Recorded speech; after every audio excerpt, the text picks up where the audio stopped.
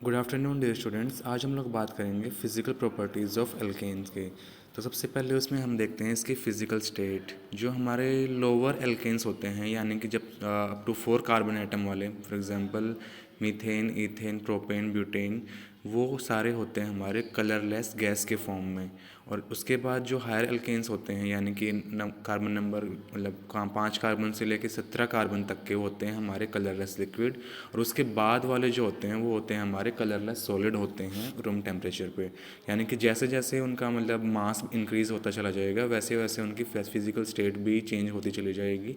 यानी कि जब अगर उनका नंबर ऑफ कार्बन एटम कम है, मास कम है, तो वहाँ पे वेंड्रेबल फोर्सेस ऑफ अट्रैक्शन कम होंगे, तो वो गैस की फॉर्म होंगे। जैसे जैसे आपके फोर्सेस ऑफ अट्रैक्शन बढ़ते चले जाएंगे, तो वो गैस से चेंज हो जाएंगे लिक्विड में, और फिर लिक्विड से चेंज हो जाते हैं वो हमारे सॉलिड की फॉर्म में। फिर नेक्स्ट इनकी प्रॉपर्टी आती है हमारी बॉइलिंग पॉइंट की। यानी कि जो हमारा नॉर्मल अल्केन्स होते हैं उनका जो बॉइलिंग पॉइंट होता है वो रेगुलरली इंक्रीज़ होता है जैसे जैसे हमारे number of carbon atom increase होते चले जाते हैं। यानी कि हर एक कार्बन एटम के लिए 20 to 30 डिग्री हमारा बॉइलिंग पॉइंट मतलब इंक्रीज़ हो जाता है। कुछ इसमें भी, लेकिन इसमें भी कुछ हमारे एक्सेप्शन है जहाँ पे हमारा इंक्रीज़ कहीं पे ज़्यादा भी हो जाता है, और जब हम वहाँ पे ब्रांचिंग होती है तो वहाँ पे हमारा जो इंक्रीज़ होता है वो हमारा कम भी हो जाता है। तो इसको हम एक्सप्लेन करते हैं हमारे इंटरमोलिकुलर फोर्सेस ऑफ अट्रैक्शन के बेसिस पे। हमें पता है कि जो हमारे एल्केन्स होते हैं वो नॉन पोलर कंपाउंड होते हैं, और उनके अंदर होता है हमारा weak van der Waals forces of attraction होते हैं। और जिसकी वजह से जैसे जैसे वो एक्ट करते हैं हमारे सरफेस के अलोंग, यानी कि जैसे हमारा सरफेस एरिया ज़्यादा इंक्रीज़ होता चला जाएगा, यानी कि जैसे जैसे हमारे मॉलिक्यूल का साइज़ बढ़ेगा उनका सरफेस एरिया बढ़ेगा, और उतना ही ज़्यादा उसमें वेंडरवॉल फोर्सेस ऑफ अट्रैक्शन भी इंक्रीज़ होंगे। तो उसी के हिसाब से क्या हो जाता है, हमारा बॉइलिंग पॉइंट भी इंक्रीज़ हो जाता है। लेकिन जब हम बात करते हैं आइसोमेरिक एल्केन्स की, तो उनके केस में क्या होता है कि जो इंक्रीज़ होता है मतलब हमारा जो बॉइलिंग पॉइंट होता है उसमें थोड़ा थोड़ा डिफरेंस होता है। उसका रीज़न ये होता है कि जब ब्रांचिंग होती है उसकी वजह से क्या हो जाता है कि हमारा जो सरफेस एरिया होता है हमारे मॉलिक्यूल का वो कम हो जाता है। यानी कि हमारा जो मॉलिक्यूल क्या होता है वो कम्पैक्ट हो जाता है। उसकी वजह से क्या हो जाएगा, जैसे हमारा सरफेस एरिया कम हो जाएगा, वेंडरवल फोर्सेस ऑफ अट्रैक्शन कम हो जाएंगे, और उसी मतलब ब्रांचिंग की वजह से फिर क्या हो जाता है हमारा उनका बॉइलिंग पॉइंट भी कम हो जाता है। एग्जाम्पल यहाँ पे दे रखा है एन पेंटेन का, आइसोपेंटेन का और नियोपेंटेन का। तो जो हमारा एन पेंटेन होगा वो क्या होगा, हमारा एक लीनियर चेन में कार्बन होंगे, उसमें CH2 3 कार्बन, चौथा यहाँ ऊपर लिख रहा हूँ, और उसके बाद CH3। तो ये 5 कार्बन लाइन में है, यहाँ पे सरफेस एरिया ज़्यादा है। उसके बाद फिर हम बात करते हैं आइसोपेंटेन की, और फिर लास्ट में हम बात करते हैं नियोपेंटेन की। तो यहाँ पे हमारा CH3, CH2, CH3, यहाँ पे सरफेस एरिया कम हो गया। और ऊपर से जब हम बात करेंगे नियोपेंटेन की, तो उस केस में क्या रहेगा, उस केस में हमारा सरफेस एरिया और भी कम हो जाएगा। तो जैसे जैसे हमारा नॉर्मल से हम जाते हैं आइसोपेंटेन पे, उसके बाद फिर हम जाते हैं हमारे नियोपेंटेन पे, तो हमारा सरफेस एरिया कम होता चला जाएगा, और उसकी वजह से क्या हो जाएगा, हमारे वेंडरवल फोर्सेस ऑफ अट्रैक्शन कम हो जाएंगे, और हमारा बॉइलिंग पॉइंट भी कम हो जाएगा। तो ये हमारा ट्रेंड होता है हमारे एल्केन्स में बॉइलिंग पॉइंट का। फिर हम बात करते हैं मेल्टिंग पॉइंट की। यानी कि मेल्टिंग पॉइंट, जैसे हमने बॉइलिंग पॉइंट का में स्मूथ इंक्रीज़ होता रहता था, यहाँ पे मेल्टिंग पॉइंट में इतना स्मूथ इंक्रीज़ नहीं होता। उसका भी रीज़न क्या है, हमारा जैसे जैसे मतलब उसका एक हमारा स्ट्रक्चर से इसका रीज़न आएगा, तो हम देखते हैं कि वो कैसे एक्सप्लेन होता है। तो जैसे जैसे हमारा मॉलिक्यूलर साइज़ इंक्रीज़ होता है, यहाँ पे एग्जांपल दे रखा है हमारा C3H8, यानी कि यहाँ सिर्फ नॉर्मल आइसोमर यानी कि स्ट्रेट चेन की बात कर रखी है यहाँ पे। तो प्रोपेन का होता है हमारा मेल्टिंग पॉइंट 85.9 केल्विन, और हमारा उसके बाद फिर ब्यूटेन का होता है हमारा 138। तो यहाँ पे इंक्रीज़ ज़्यादा है, लेकिन ब्यूटेन से पेंटेन पे जाते हैं तो हमारा इंक्रीज़ काफ़ी कम है, यानी कि 138 से सिर्फ हमारा 143 हुआ। लेकिन पेंटेन से फिर हेक्सेन पे जाएंगे तो इंक्रीज़ फिर से ज़्यादा हो गया। उसके बाद फिर जैसे ही हम यहाँ पे ओड नंबर से इवन पे जाते हैं तो इंक्रीज़ ज़्यादा हो जाता है, इवन से फिर ओड पे जाते हैं तो इंक्रीज़ कम होता है, ओड से फिर इवन पे जाएंगे तो इंक्रीज़ फिर से ज़्यादा होगा।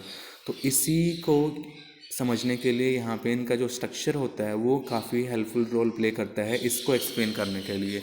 तो यहाँ पे क्या होता है कि जो हमारा एल्केन्स होते हैं वो जिगजैग टाइप का पैटर्न फॉलो करते हैं, यानी कि जहाँ पे हम एन हेक्सेन को देखेंगे तो यहाँ पे जो जिगजैग फॉर्मेशन में यहाँ पे बना हुआ है। अब ये क्या है, जो इसका फर्स्ट और जो लास्ट ग्रुप है यानी कि दोनों CH3 हैं वो अपोजिट साइड में हैं, यानी कि ये मॉलिक्यूलर हमारा सिमेट्रिकल है। लेकिन जब हम बात करते हैं एन हेप्टेन की तो इसका फर्स्ट और जो लास्ट जो हमारा CH3 मतलब ग्रुप है वो दोनों सेम साइड पे लाई कर रहे हैं। इसकी वजह से ये जो हमारा एन हेप्टेन है ये स्ट्रक्चर में इतना अच्छे से फिट नहीं हो पाता जितना हमारा एन हेक्सेन हो जाता है। तो एन हेक्सेन हमारा स्ट्रक्चर में ज़्यादा अच्छे से फिट हो जाएगा, तो उसकी वजह से क्या हो जाएगा, यहाँ पे इसका जो मेल्टिंग पॉइंट होगा वो ज़्यादा होगा कंपेयर, और उसके बाद जब एन हेप्टेन का एन हेक्सेन से तो ज़्यादा होगा लेकिन इंक्रीज़ इतना नहीं हो, ज़्यादा नहीं होगा, क्योंकि यहाँ पे जो हमारा odd number of carbon atom है जिसकी वजह से इसका जो फर्स्ट और लास्ट ग्रुप सेम साइड में पॉइंट कर रहा है और ये इसके लेटिस स्ट्रक्चर में अच्छे से फिट नहीं हो पाता, जिसकी वजह से क्या हो जाता है कि इसका मेल्टिंग पॉइंट कम हो जाता है। ठीक है, तो उसके बाद फिर हमारी नेक्स्ट प्रॉपर्टी होती है specific gravity. Specific gravity alkane की वो इंक्रीज़ होती है जैसे जैसे इनका मोलिकुलर वेट इंक्रीज़ होता है, लेकिन ये 0.8 के आसपास ये कांस्टेंट हो जाती है। यानी कि हमें पता है कि हमारा जो वाटर की होती है 1 होती है, तो ये जो एल्केन्स होते हैं हमारे ये वाटर से लाइट होते हैं। ठीक है, सारे के सारे। फिर हम बात करते हैं सोल्युबिलिटी की। यहाँ की जैसे कि हमें पता है कि कार्बन और हाइड्रोजन की इलेक्ट्रॉन नेगेटिविटी ऑलमोस्ट इक्वल होती है। पोलिंग स्केल पे बात करें तो कार्बन हमारा होता है 2.5 के आसपास और हमारा हाइड्रोजन होती है 2.1, यानी कि इनके बीच में इलेक्ट्रॉन नेगेटिविटी का डिफरेंस इतना ज़्यादा नहीं होता, जिसकी वजह से क्या हो जाता है, और इनका सिमेट्रिकल शेप भी होती है। ये नॉन पोलर होते हैं हमारे कैरेक्टर में, तो जो ये इंसोल्यूबल होते होंगे हमारे पोलर सॉल्वेंट में, क्योंकि हमारा प्रिंसिपल क्या होता है, लाइक डिजोल्व लाइक प्रिंसिपल, यानी कि पोलर चीज़ पोलर सॉल्वेंट पोलर हमारे मॉलिक्यूल को डिजोल्व करेंगे और नॉन पोलर हमारे डिजोल्व करेंगे नॉन पोलर को। तो यहाँ पे जो एल्केन्स नॉन पोलर होते हैं इसलिए वाटर में डिजोल्व नहीं होते, लेकिन ये ईथर में डिजोल्व हो जाते हैं, और जो बाकी सॉल्वेंट होते हैं नॉन पोलर सॉल्वेंट होते हैं उनमें ये ईजिली डिजोल्व हो जाते हैं। जो जैसे जैसे हमारा मोलिकुलर वेट इंक्रीज होता जाता है वैसे वैसे हमारी सोल्युबिलिटी भी कम होती चली जाती है।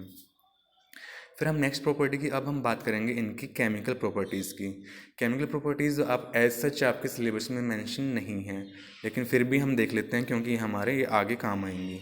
तो जो हमारा एल्केन्स होते हैं इनमें हमारे कार्बन कार्बन बॉन्ड होती है, कार्बन हाइड्रोजन सिंगल बॉन्ड होती है, और सब में क्या होती है हमारी सिग्मा बॉन्ड होती हैं, और ये नॉन पोलर होती है नेचर में, जिसकी वजह से क्या हो जाता है कि एल्केन्स हमारे इतने ज़्यादा रिएक्टिव नहीं होते, क्योंकि सिग्मा बॉन्ड को ब्रेक करने के लिए काफ़ी एनर्जी सप्लाई करनी पड़ती है हमें।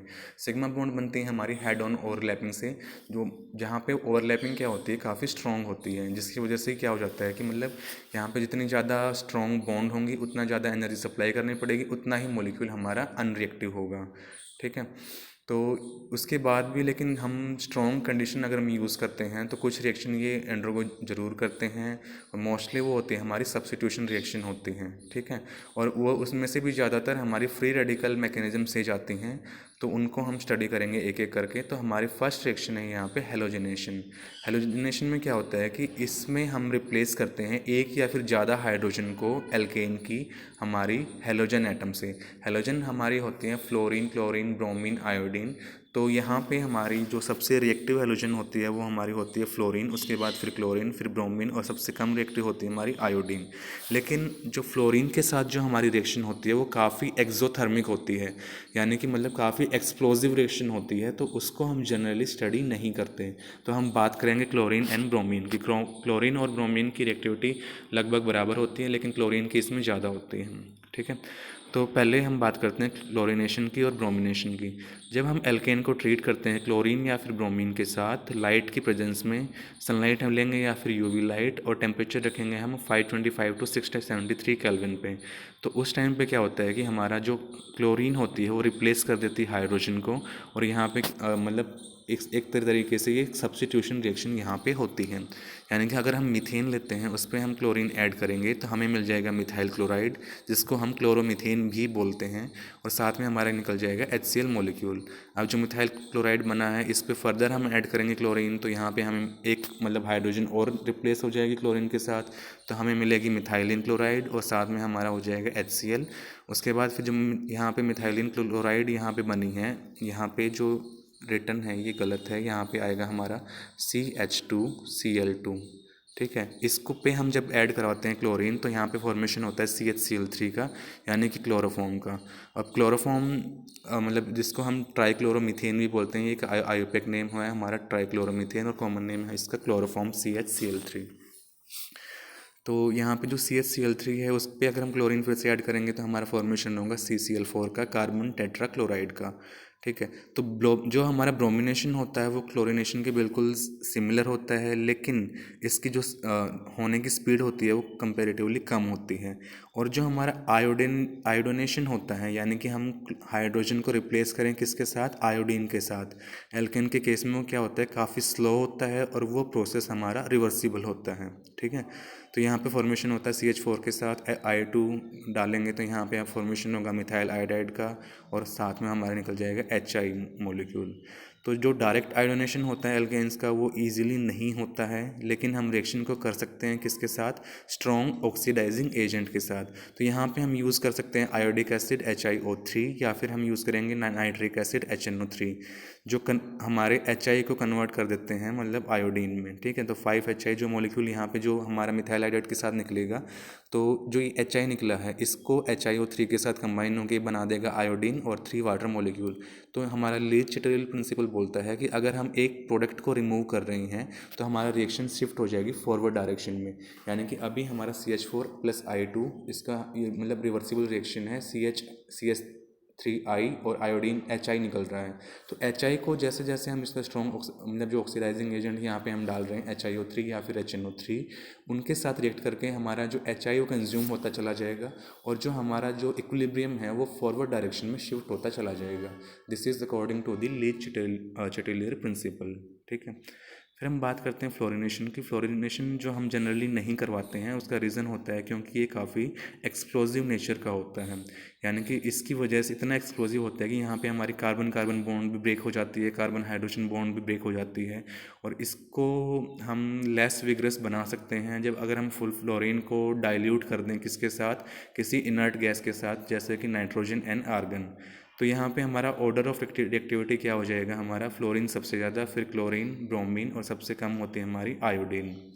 ठीक है, फिर हम देखते हैं हेलोजनेशन ऑफ हायर एल्केन्स। अभी तो हमने सिर्फ बात की थी किसकी, हमारे मीथेन मॉलिक्यूल की। तो जो फॉर्मेशन होता है यहाँ पे हमारा किसका, आइसोमेरिक हेलोजन डेरिवेटिव इसमें बनते हैं। अगर हम यहाँ पे लेते हैं प्रोपेन, अब देखने वाली बात ये है कि हमारा प्रोपेन में दो जगह से हाइड्रोजन जा सकती है, या तो हम मतलब CH3 वाली हाइड्रोजन रिप्लेस हो सकती है, या फिर हमारी CH2 वाली हाइड्रोजन रिप्लेस हो सकती है। तो यहाँ पे आपको मिलेगा मिक्सचर ऑफ प्रोडक्ट। तो हमारे पास दो पॉसिबिलिटी होंगी। अगर हमारा CH3 से हाइड्रोजन रिप्लेस होती है तो यहाँ पे हमारा बनता है 1 क्लोरोप्रोपेन। अगर हमारा CH2 से रिप्लेस होती है तो यहाँ पे हमारा बनता है 2 क्लोरोप्रोपेन। अगर जो हमारा ये मिक्सचर हमें मिल गया 1 क्लोरोप्रोपेन एंड 2 क्लोरोप्रोपेन, इसको हम फर्दर अगर हम यहाँ पे करेंगे इसको मतलब हेलोजनेशन इसका और दोबारा करेंगे, तो अब यहाँ पे फिर से मल्टीपल ऑप्शन हमारे पास आ जाते हैं। पहला ऑप्शन क्या बोलता है कि या तो ये वाली हाइड्रोजन रिप्लेस हो सकती है, ये वाली हो सकती है, या ये वाली भी हो सकती है। तो ऊपर वाले से हमारे 3 प्रोडक्ट बन सकते हैं, यानी कि 1,1 डाइक्लोरो, अगर ये वाली रिप्लेस होगी तो बनेगा 1,1 डाइक्लोरो प्रोपेन, ये वाली रिप्लेस होगी तो 1,2 डाइक्लोरोप्रोपेन, ये वाली रिप्लेस होगी तो 1,3 डाइक्लोरोप्रोपेन। ठीक इसी तरह से नीचे वाले केस में हमारा अगर यहाँ से रिप्लेस होगी तो बन जाएगा 1,2 डाइक्लोरोप्रोपेन, यहाँ से भी रिप्लेस होने पे सेम प्रोडक्ट बनेगा 1,2 डाइक्लोरोप्रोपेन, लेकिन यहाँ से रिप्लेस होने पे बन जाएगा हमारा 2,2 डाइक्लोरोप्रोपेन, यानी कि ओवरऑल हमारे पास 4 प्रोडक्ट पॉसिबल हैं इस केस में। ठीक है, तो इसका मैकेनिज़्म थोड़ी देर बाद डिस्कस करेंगे। पहले हम देख लेते हैं हमारा नाइट्रेशन रिएक्शन। नाइट्रेशन भी क्या होती है, हमारी सब्स्टिट्यूशन रिएक्शन होती है। इसमें भी एक हाइड्रोजन जो हमारी एल्केन की होती है उसको हम रिप्लेस कर देते हैं नाइट्रो ग्रुप के साथ। नाइट्रो ग्रुप कौन सा होता है, हमारा NO2। तो यहाँ पे हमारा जो एल्केन हमने लिया उसको रिएक्शन करवाया हमने किसके साथ, नाइट्रिक एसिड के साथ। ठीक है, और ये किस में करवाते हैं हम, वेपर स्टेट में करवाते हैं 700 केल्विन पे। तो यहाँ पे हमारा जो हाइड्रोजन को रिप्लेस कर देता है हमारा NO2 ग्रुप HNO3 से, और हमारा जो हाइड्रोजन यहाँ पे होती है वो वाटर मॉलिक्यूल की फॉर्म में बाहर निकल जाती है। तो इस नाइट्रेशन के दौरान भी हमारे कई बार हमारी कार्बन कार्बन बॉन्ड ब्रेक हो जाती है, तो उसमें हमारा मिक्सचर ऑफ प्रोडक्ट हमें देखने को मिलता है। यानी कि हम इसकी बात करेंगे यहाँ पे, जैसे कि हमने लिया प्रोपेन, उसकी हम रिएक्शन करवा रहे हैं किसके साथ, HNO3 के साथ 673 केल्विन पे। तो उसमें हमारा मिक्सचर ऑफ प्रोडक्ट हमें यहाँ पे मिला हुआ है। यानी कि अगर हमारा CH3 से हाइड्रोजन रिप्लेस हो जाएगी तो हमें मिल जाएगा 1 नाइट्रोप्रोपेन। अगर हमारा CH2 से हाइड्रोजन रिप्लेस होती है तो यहाँ पे हमें मिलेगा 2 नाइट्रोप्रोपेन। और एक कार्बन कार्बन बॉन्ड ब्रेक हो जाती है तो हमें नाइट्रोमीथेन भी मिल सकता है। फर्दर ब्रेकेज होती है तो हमें हमारा मतलब नाइट्रोमीथेन भी यहाँ पे मिल जाता है। ठीक है। फिर नेक्स्ट रिएक्शन है हमारी सल्फोनेशन, जो कि बिल्कुल सिमिलर होती है हमारी नाइट्रेशन के साथ। इसमें हमारा क्या होता है कि हम एल्केन की हाइड्रोजन को रिप्लेस करते हैं हम सल्फोनिक एसिड ग्रुप के साथ। सल्फोनिक एसिड ग्रुप होता है हमारा SO3H, जो हमें मिलता है सल्फ्यूरिक एसिड से H2SO4 से। तो हमने यहाँ पे लिया हेक्सेन, उसकी रिएक्शन करवाई हमने किसके साथ, H2SO4 के साथ। किसकी प्रेजेंस में, SO3 की प्रेजेंस में। SO3 होती है हमारी सल्फर ट्राइऑक्साइड गैस। तो यहाँ पे हमें मिलता है यहाँ पे hexane sulphonic acid plus H2O। जो नाइट्रेशन और हमारा सल्फोनेशन है, ये हमारे होते हैं फ्री रेडिकल मैकेनिज्म से। ठीक है। फिर नेक्स्ट हमारी रिएक्शन है ऑक्सीडेशन। उसमें आता है हमारा, सबसे पहले आता है हमारा कंबशन, यानी कि बेसिकली हीट करना एल्केन्स को हमारी ऑक्सीजन के प्रेजेंस में, या फिर एयर या फिर ऑक्सीजन, दोनों का ही हम यूज़ कर सकते हैं। तो एल्केन्स हमने लिया, उसके साथ हमने ऑक्सीजन सप्लाई करी एक्सेस में। तो यहाँ पे फॉर्मेशन किसका होता है हमारा, जो कार्बन तो बना लेता है हमारा कार्बन डाइऑक्साइड, और हाइड्रोजन हमारा बना लेती है वाटर, और साथ में निकलती है हीट यहाँ से। तो इसमें जो रिएक्शन होते हैं हमारी क्या होती है, एक्सोथर्मिक रिएक्शन होती है। जैसे CH4 है, इसको हीट करते हैं तो ऑक्सीजन के साथ, तो क्या मिलेगा हमें, CO2 प्लस 2H2O। इथेन को लेंगे हैं तो हम यहाँ पे भी फॉर्मेशन होगा हमारा CO2 और H2O का। तो यहाँ पे लेकिन एनर्जी डिफरेंस ज़्यादा होगा। तो जैसे जैसे हमारे कार्बन एटम बढ़ते चले जाएंगे वैसे वैसे हमारा डेल्टा H की वैल्यू भी मतलब इंक्रीज़ होती चली जाएगी। ये हाईली एक्सोथर्मिक रिएक्शन है, यानी कि काफ़ी ज़्यादा हीट निकलती है, लेकिन कंबशन को होने के लिए भी हमें हाई टेम्परेचर चाहिए होता है। उसका रीज़न क्या होता है, क्योंकि यहाँ पे जो एनर्जी ऑफ एक्टिवेशन होती है रिएक्शन को स्टार्ट करने की, वो काफ़ी ज़्यादा होती है। तो हमारे जो प्रोडक्ट बनते हैं वो काफ़ी स्टेबल होते हैं। तो इस तरीके से मतलब हम देख सकते हैं इसको, कुछ इस तरह का ग्राफ रहेगा। यानी कि रिएक्शन तो एक्सोथर्मिक रहेगी, डेल्टा H काफ़ी होगा, लेकिन जो रिएक्शन को स्टार्ट करवाने के लिए भी हमें एनर्जी सप्लाई करनी पड़ती है, वो क्या होती है हमारी एनर्जी ऑफ एक्टिवेशन। ठीक है। यानी कि जो हमारे पहले जो हमारे रिएक्टेंट होंगे उनको हमें हीट करना पड़ेगा ताकि वो उस वैल्यू पे पहुंच पाए जहाँ पे इनकी थ्रेशोल्ड एनर्जी जो होती है वहाँ तक हम इनके मॉलिक्यूल पहुंच पाए। उसके बाद फिर आपकी एक्सोथर्मिक रिएक्शन होती है। ठीक है। तो अगर जैसे कि बाय चांस यहाँ पे एल्केन्स का इनकम्प्लीट कंबशन हम करते हैं, यानी कि इनसफिशेंट होती है हमारे एयर या फिर ऑक्सीजन की सप्लाई, तो उस केस में फॉर्मेशन होता है कार्बन ब्लैक का या फिर सूट का। ठीक है। तो इसको हम यूज़ करते हैं इंडियन इंक बनाने में, प्रिंटर को इंक बनाने में, या फिर ब्लैक वार्निश में, या फिर जो फिलर होते हैं रबर के लिए, वहाँ पे इसका यूज़ किया जाता है। ठीक है। तो फिर हमारा नेक्स्ट होता है कैटालिटिक ऑक्सीडेशन, यानी कि है तो ये भी ऑक्सीडेशन ही, लेकिन यहाँ पे हम यूज़ करेंगे हमारा कैटलिस्ट। कैटलिस्ट का यूज़ करने से क्या होता है कि हमारा एक तो जो हमें एक्टिवेशन एनर्जी चाहिए होती है वो लोअर हो जाती है, और दूसरा जो हमें हाई टेम्परेचर पे जाना पड़ता था, अब वो टेम्परेचर हम मतलब कम टेम्परेचर पे भी सेम रिएक्शन हो जाती है। तो यहाँ पे और डिफरेंट कैटलिस्ट के साथ हमें डिफरेंट प्रोडक्ट भी देखने को मिलता है। यानी कि यहाँ पे देखें, अगर हमारा हम मीथेन लेते हैं, ऑक्सीजन के साथ उसकी रिएक्शन करवाते हैं, तो यहाँ पे 475 केल्विन हम टेम्परेचर लगा रहे हैं और 100 एटमॉस्फेयर प्रेशर अप्लाई कर रहे हैं। और किसकी प्रेजेंस में कर रहे हैं हम ये रिएक्शन, कॉपर ट्यूब में से पास कर रहे हैं। तो मीथेन हमारा ऑक्सीडाइज होकर बना लेता है मिथेनॉल, यानी कि हमारा एल्केन से बन जाता है हमारा एल्कोहल। लेकिन सेम मीथेन को ऑक्सीजन के साथ हम ट्रीट कराते हैं, लेकिन इस बार हम यूज़ कर रहे हैं मोलिब्डेनम ऑक्साइड, यानी कि MO2O3। तो अब यहाँ पे मीथेन कन्वर्ट हो रहा है किसमें, हमारे फॉर्मेल्डिहाइड में, HCHO में, और साथ में हमारा वाटर मॉलिक्यूल निकल रहा है। यानी कि डिफरेंट कैटलिस्ट के साथ और डिफरेंट रिएक्शन कंडीशन के साथ हमें डिफरेंट प्रोडक्ट देखने को मिलेगा। ठीक है।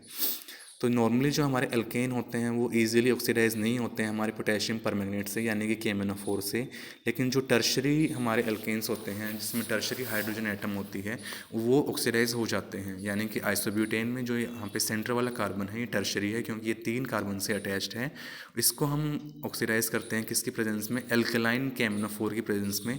तो जो यहाँ पे हमारा कार्बन और हाइड्रोजन के बीच में ऑक्सीजन इंसर्ट हो जाती है और हमें एल्केन से अल्कोहल मिल जाता है, यानी कि हम फॉर्मेशन किसका होता है यहाँ पे, टर्शरी ब्यूटाइल अल्कोहल का। उसके बाद फिर हमारी नेक्स्ट रिएक्शन होती है थर्मल डिकम्पोजिशन, जिसको हम पायरोलिसिस भी बोलते हैं। तो इस केस में क्या होता है कि यहाँ पे जो हमारा बिगर मॉलिक्यूल होता है वो छोटे छोटे मॉलिक्यूल में ब्रेक डाउन हो जाता है, और इसको हम गवर्न नहीं कर सकते कि मतलब हमारा प्रोडक्ट क्या ही बनेगा, मतलब वो डिफरेंट प्रोडक्ट की डिफरेंट क्वांटिटी हमें मिल जाती है। जैसे कि प्रोपेन को अगर हम हीट करते हैं 735 केल्विन पे, तो यहाँ पे हमें इथाइलिन मिलता है, उसके साथ में मीथेन मिलता है जो कि 55% होता है, और साथ में हमारा दूसरा प्रोडक्ट होता है हमारा प्रोपाइलिन, और साथ में हाइड्रोजन गैस इवॉल्व होती है, ये बनता है हमारा 45% तक। यानी कि जो हमारा डिफरेंट एल्केन होगा उनकी डिफरेंट कंपोजिशन के साथ उसका ब्रेक डाउन होगा, और उसी हिसाब से हमें अलग अलग हमारा प्रोडक्ट मिलेंगे। तो वो डिपेंड करेगा कि पहले कार्बन कार्बन बॉन्ड ब्रेक हो रही है, कार्बन हाइड्रोजन बॉन्ड ब्रेक हो रही है, कौन सी बॉन्ड किस टाइम पे ब्रेक हो रही है, ठीक है। और जो ये पायरोलिसिस होते हैं या फिर थर्मल डिकम्पोजिशन होता है एल्केन का, ये इससे मिलता है हमें पेट्रोलियम से। अगर हम पेट्रोलियम की मतलब पायरोलिसिस करें, थर्मल डिकम्पोजिशन करें, तो उस प्रोसेस को हम बोलते हैं क्रैकिंग या फिर फ्रेगमेंटेशन। तो क्रैकिंग ये काफ़ी इंपॉर्टेंट प्रोसेस है कमर्शियल पॉइंट ऑफ व्यू से, और इसको आगे मतलब डिस्कस कर रखा है, ठीक है, पेट्रोलियम के अंडर में। तो नेक्स्ट है हमारा कैटालिटिक रिफॉर्मिंग और एरोमेटाइजेशन, यानी कि यहाँ पे क्या होता है कि हमारा जो नॉर्मल एलिफेटिक कंपाउंड होते हैं वो एरोमेटिक में कन्वर्ट हो जाते हैं और हमारा रिंग का फॉर्मेशन होता है। तो इन केस में हम क्या होते हैं, जो हमारे एलिफेटिक हाइड्रोकार्बन हैं उनको वो कन्वर्ट होते हैं एरोमेटिक हाइड्रोकार्बन में, किसकी प्रेजेंस में, कैटलिस्ट की प्रेजेंस में। और मतलब यहाँ पे हमें प्रेशर अप्लाई करना पड़ता है और टेम्परेचर भी जनरली इसमें हाई चाहिए होता है।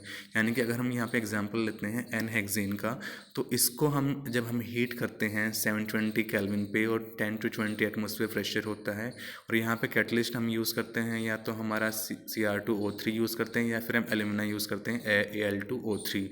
तो ये एल्यूमिनियम ऑक्साइड यूज़ करेंगे या फिर हम क्रोमिक ऑक्साइड यूज़ करेंगे। तो फॉर्मेशन होता है यहाँ पे बेंजीन का, और इसमें से हमारे 4 हाइड्रोजन मॉलिक्यूल निकल जाते हैं। तो जब हम लेते हैं N-हेप्टेन, तो इस केस में हमारा फॉर्मेशन होता है 6 मेंबर की रिंग बन जाती है, और जो हमारा CH3 होता है वो एज इट इज़ उस रिंग पे लगा होता है। तो यहाँ पे फॉर्मेशन होता है हमारे टोल्विन का, और यहाँ पे हमारे हाइड्रोजन मॉलिक्यूल यहाँ से भी निकल जाते हैं। लेकिन आजकल जो है हम इस रिएक्शन को करते हैं 670 केल्विन पे इन प्रेजेंस ऑफ प्लेटिनम, इसलिए इसका नाम क्या रखा हुआ है, या इसको प्लेटफॉर्मिंग भी बोलते हैं इसको, क्योंकि इसमें हम यूज़ कर रहे हैं कैटलिस्ट प्लेटिनम, और हम टेम्परेचर लोअर डाउन हम कर लेते हैं 670 केल्विन तक। फिर इसमें हमारी लास्ट रिएक्शन है आइसोमराइजेशन। जैसा कि नाम से ही क्लियर है कि इसमें क्या होगा, हमारे आइसोमर का फॉर्मेशन होगा। तो यहाँ पे एग्जांपल दे रखा है, यानी कि एक आइसोमर कन्वर्ट हो जाएगा हमारे दूसरे आइसोमर में। N-हेक्सेन लिया हमने, इसको हीट किया 375 केल्विन पे। कैटलिस्ट यहाँ पे जनरली होता है हमारा एल्यूमिनियम क्लोराइड और HCl की प्रेजेंस में, ठीक है। तो यहाँ पे फॉर्मेशन हो जाता है हमारा 2 मिथाइल पेंटेन का एंड 3 मिथाइल पेंटेन का, यानी कि ये दोनों N-हेक्सेन और 2 methyl pentane and 3 methyl pentane आपस में क्या है हमारे आइसोमर, क्योंकि इनका मॉलिक्यूलर फार्मूला सेम है लेकिन इनका स्ट्रक्चरल फार्मूला डिफरेंट है। तो अब हम बात करते हैं जो one of the important reaction है हमारे हैलोजनेशन, उसका मैकेनिज़्म कैसे होता है। तो मैकेनिज़्म में यहाँ पे हमारे 3 इम्पोर्टेंट स्टेप होते हैं। एक होता है हमारा चेन इनिशिएशन स्टेप, यानी कि जब हम चेन स्टार्ट कैसे होती है। दूसरा स्टेप होता है हमारा चेन प्रोपगेशन स्टेप, यानी कि चेन का आगे बढ़ना। और हम इसमें हमारा लास्ट स्टेप होता है चेन टर्मिनेशन स्टेप, यानी कि जिससे हमारा चेन मतलब जो आगे फॉर्म होना बंद हो जाती है, टर्मिनेट हो जाती है, यानी ख़त्म हो जाती है, और वहाँ पे हमारी रिएक्शन स्टॉप हो जाती है। तो सबसे इम्पोर्टेंट स्टेप है हमारा चेन इनिशिएशन स्टेप। वो कैसे होता है, वो होता है हमारा इसमें, जैसे कि ये हमारी किस टाइप की रिएक्शन है, फ्री रेडिकल मैकेनिज्म है। तो जो हमारा क्लोरीन होगा उसका होगा होमोलिटिक बॉन्ड क्लीवेज, यानी कि क्लोरीन के पास, दोनों क्लोरीन के पास एक एक इलेक्ट्रॉन जाएगा और हमारे फ्री रेडिकल का फॉर्मेशन होगा। Cl रेडिकल का यहाँ पे फॉर्मेशन हो जाता है। तो ये हमारा फर्स्ट स्टेप होता है चेन इनिशिएशन स्टेप, यानी कि हमारे रेडिकल बन चुके हैं, अब ये चेन स्टार्ट कर सकते हैं। फिर नेक्स्ट स्टेप आता है हमारा चेन प्रोपोगेशन स्टेप, यानी कि जो हमारा फ्री रेडिकल अभी बने हैं अब वो यहाँ पे हम ले रहे हैं मतलब मीथेन CH, उसके साथ रिएक्शन कर रहे हैं किसके, हमारे फ्री रेडिकल की। तो ये यहाँ पे गया और ये इधर और ये इधर, तो HCl का फॉर्मेशन हो गया यहाँ पे, और साथ में क्या बन गया हमारा CH3 रेडिकल, यानी कि हमारी चेन अब स्टार्ट हो चुकी है। अब जो हमारा ये CH3 रेडिकल बना, अब वो दूसरे मॉलिक्यूल हैं जो हमारा क्लोरीन मॉलिक्यूल है ClCl, अब यहाँ पे भी क्या होगा, होमोलिटिक क्लीवेज होगा और यहाँ पे फॉर्मेशन हो जाएगा CH3Cl का, और साथ में हमारा बन जाएगा Cl रेडिकल, यानी कि अब हमारी चेन जो बन चुकी थी अब वो आगे बढ़ना स्टार्ट हो गई है। हमारा एक प्रोडक्ट हमें मिल गया है CH3Cl।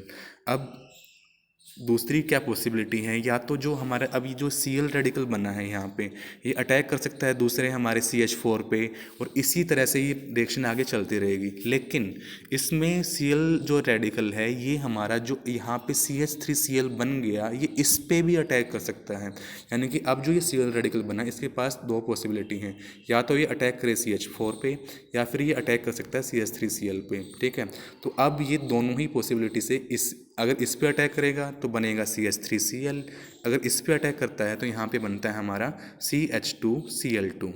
ठीक है, तो इसी तरीके से अब हमारा CH2Cl2 का फॉर्मेशन हो गया। अब जो CH2Cl2 से Cl रेडिकल बना अगर वो अटैक करता है CH3Cl पे तो फिर से बनेगा CH2Cl2, अगर वो अटैक करेगा CH2Cl2 पे इसी पे ही तो हमारा यहाँ पे बन जाएगा रेडिकल CH2Cl2 रेडिकल, वो क्लोरीन के साथ मिलकर क्या बना लेगा CHCl3 और इसी तरीके से ये चेन चलती रहेगी जब तक हमें हमारा CCl4 नहीं मिल जाता, यानी कि कार्बन टेट्रा क्लोराइड। तो जब ये हम इसी तरीके से हमें हमारा मिक्सचर ऑफ प्रोडक्ट मिलता है, और उसके बाद हमारा लास्ट स्टेप आता है इसमें हमारा चेन टर्मिनेशन स्टेप, यानी कि चेन ख़त्म कैसे होती है। तो उसमें यहाँ पे हमारी तीन पॉसिबिलिटी हैं चेन की ख़त्म होने की। एक तो हमारी चेन टर्मिनेट हो सकती है जब दो Cl रेडिकल आपस में मिक्स हो जाएं। ठीक है, तो दो Cl रेडिकल आपस में मिक्स होकर क्या बना लेंगे यहाँ पे Cl2, तो चेन ख़त्म, यानी कि Cl रेडिकल ही नहीं बचेगा तो आगे से रिएक्शन कैसे होगी। या फिर जो हमारा रेडिकल बना है CH3 रेडिकल और Cl रेडिकल कंबाइन होकर CH3Cl बना ले, तो ये इस तरीके से भी चेन ख़त्म हो सकती है। या फिर दो CH3 रेडिकल आपस में कंबाइन होकर बना लेते हैं इथेन, तो उसमें भी क्या हो जाएगा, यहाँ पे भी हमारा चेन टर्मिनेट हो जाती है। लेकिन इनकी आप रेडिकल्स की आपस में कंबाइन होने की टेंडेंसी काफ़ी कम होती है। वो टेंडेंसी कम क्यों होती हैं, क्योंकि जो ओवरऑल जो हमारा रिएक्शन मिक्सचर होता है उसमें रेडिकल की क्वांटिटी काफ़ी कम होती हैं, जिसकी वजह से चेन जनरली टर्मिनेट नहीं होती जब तक कि सारा का सारा रिएक्टेंट हमारे प्रोडक्ट में कन्वर्ट नहीं हो जाता। तो इस मैकेनिज़्म के कुछ एविडेंस हैं, ये मतलब किस तरीके से ये हमारा मैकेनिज़्म होता है। पहला एविडेंस क्या बोलता है कि रिएक्शन नॉर्मली हमारे डार्क में नहीं होती, यानी कि ऑर्डिनरी टेम्परेचर पे नहीं होती, बल्कि इसको क्या चाहिए होता है, हमारी एनर्जी चाहिए होती है जो कि हीट की फॉर्म में 525 केल्विन या फिर 675 केल्विन पे, या फिर लाइट चाहिए होती है इसको स्टार्ट करने के लिए। क्योंकि इसकी वजह से क्या जो इनिशिएशन स्टेप होता है, जो हमारा डिसोसिएशन होता है हमारे हेलोजन मॉलिक्यूल का फ्री रेडिकल में, उसको हमारी एनर्जी की सप्लाई चाहिए होती है। यानी कि जो हमारा Cl और Cl का ब्रेकेज होता है इसको ये रूम टेम्परेचर पे नहीं होता है, इसको हीट चाहिए होगी या फिर लाइट चाहिए होगी, जिसकी वजह से ये हमारा Cl रेडिकल का फॉर्मेशन होगा। तो ये हमारा फर्स्ट क्लू होता है कि मतलब हमारी रिएक्शन इसी तरीके से होती होगी, क्योंकि मतलब डार्क में ये रिएक्शन नहीं होती, इसको हीट या फिर लाइट चाहिए होती है। सेकेंड होता है कि इसमें हाई क्वांटम यील्ड मिलती है। क्वांटम यील्ड क्या होती है, यानी कि जो रिएक्शन लाइट से होती हैं अगर एक फोटोन वो एब्जॉर्ब करती हैं तो वो कितना हमें प्रोडक्ट मिलता है उससे कोरस्पॉन्डिंग। अगर एक फोटोन गया, उसने एक मॉलिक्यूल से टकराया, वो एब्जॉर्ब किया उसने, और एक प्रोडक्ट का फॉर्मेशन हो गया, तो क्वांटम यील्ड होती है हमारी 1, 1 मोल मतलब। ठीक है, लेकिन अगर इसमें क्या होता है कि हाई क्वांटम यील्ड कैसे आती है, यानी कि एक फोटोन एब्जॉर्ब होता है, उसके बाद 1000 मॉलिक्यूल अल्काइल हैलाइड के फॉर्मेशन होता है, जिससे क्या पता चल जाता है कि यहाँ पे जो हमारा चेन प्रोपोगेटिंग स्टेप था वो बार बार रिपीट हो रहा है आपस में। यानी कि एक फोटोन ही एब्जॉर्ब किया है, लेकिन जो रेडिकल बने अब वो आपस में ही कंबाइन होते होते मतलब चेन को प्रोपोगेट करते चले गए, जिसकी वजह से क्या हो जाएगा, यहाँ पे क्वांटम यील्ड जो इन रिएक्शन की होती है वो काफ़ी हाई होती है। फिर जो नेक्स्ट एविडेंस होता है वो क्या बोलता है कि यानी कि जो हमारा सोर्स होता है फ्री रेडिकल का, वो भी डार्क में भी हमारी रिएक्शन को इनिशिएट कर सकते हैं। लेकिन उनके लिए हमें क्या यूज़ करना पड़ेगा, फ्री रेडिकल बनाने के लिए हमें यहाँ पे हम डिफरेंट डिफरेंट सोर्स यूज़ करते हैं। यानी कि इसमें एक एग्जांपल होता है हमारा टेट्रा इथाइल लेड का, यानी कि C2H5 तो इसकी प्रेजेंस में जब हम रिएक्शन करते हैं, मतलब हमने लिया हमारा मीथेन प्लस क्लोरीन 415 केल्विन पे और 0.02% टेट्रा इथाइल लेड हम लेते हैं, तो इसमें हमारी डार्क में भी रिएक्शन हो जाती है 415 केल्विन पे, CH3Cl बनेगा और हमारा Cl बनेगा। तो इसमें कैसे होता है, जो टेट्रा इथाइल लेड होता है ये इसका 415 केल्विन पे इसका ब्रेक डाउन होता है, इसमें Pb बनता है प्लस 4C2H5 रेडिकल का फॉर्मेशन होता है। अब जो ये रेडिकल बन गए ये फर्दर रिएक्शन को स्टार्ट कर देंगे, यानी कि चेन इनिशिएट हो गई है, अब चेन प्रोपोगेट होती रहेगी, डार्क में भी रिएक्शन हो जाएगी। तो C2H5 रेडिकल बना, उसने क्लोरीन के साथ रिएक्शन की, C2H5Cl बन गया। अब Cl रेडिकल यहाँ पे बन चुका है, अब वो Cl रेडिकल CH4 पे अटैक करेगा और हमारा आगे रिएक्शन मतलब ईजिली स्टार्ट हो जाती हैं। तो इसकी जगह पे हम टेट्राइथाइल लेड की जगह पे हम बेंजाइल पेरोक्साइड भी ले सकते हैं, जो कि लो टेम्परेचर पे रिएक्शन को स्टार्ट करवाने में हेल्प करता है। और हमारा लास्ट जो एक क्या होता है कि एक कुछ सब्सटेंस ऐसे होते हैं इनहिबिटर जिनको बोलते हैं। इनहिबिटर कौन से सब्सटेंस होते हैं जो हमारी रिएक्शन को स्लो डाउन करते हैं या फिर उसको एकदम से स्टॉप कर देते हैं, चाहे वो कितने भी छोटी ही क्वांटिटी में क्यों ना प्रेजेंट हो। अगर हम रिएक्शन इनहिबिटर्स डाल देंगे तो वो रिएक्शन को या तो बिल्कुल स्लो कर देंगे या फिर वो रिएक्शन को बिल्कुल ही स्टॉप कर देंगे। तो एग्जाम्पल क्या होता है, यहाँ पे हमारा हमने R रेडिकल लिया, उसको हम रिएक्शन करवाए किसके साथ, ऑक्सीजन के साथ। तो ऑक्सीजन के साथ रिएक्शन करवाने पे अब क्या होगा, तो ऑक्सीजन में 2 बॉन्ड होती हैं, इसमें हमारी एक बॉन्ड ही ब्रेक होती है और हमारा बन जाता है ROO रेडिकल। अब जो ये रेडिकल बना है ये काफ़ी मतलब इसकी रिएक्टिविटी बहुत ही कम होती है। अब इसकी रिएक्टिविटी अब कम होगी तो ये आगे रिएक्ट करेगा ही नहीं और यहाँ पे हमारी क्या हो जाती है, चेन टर्मिनेट हो जाती हैं। तो जितने भी हमारे ऑक्सीजन मॉलिक्यूल ब्रेक करते हैं यानी कि कंबाइन होने से R रेडिकल के साथ, उतने ही मतलब क्या होता है कि और ये जो फॉर्मेशन होता है हमारे अल्काइल हैलाइड का उसको ये स्टॉप कर देते हैं, यानी कि रिएक्शन स्लो डाउन हो जाएगी और हमारा जो ऑक्सीजन मॉलिक्यूल है वो यूज्ड अप हो जाता है इस प्रोसेस में। ठीक है, तो ये था हमारा कुछ एविडेंस इस हमारे फ्री रेडिकल मैकेनिज्म के सपोर्ट में। आगे हम कंटिन्यू करेंगे नेक्स्ट लेक्चर में।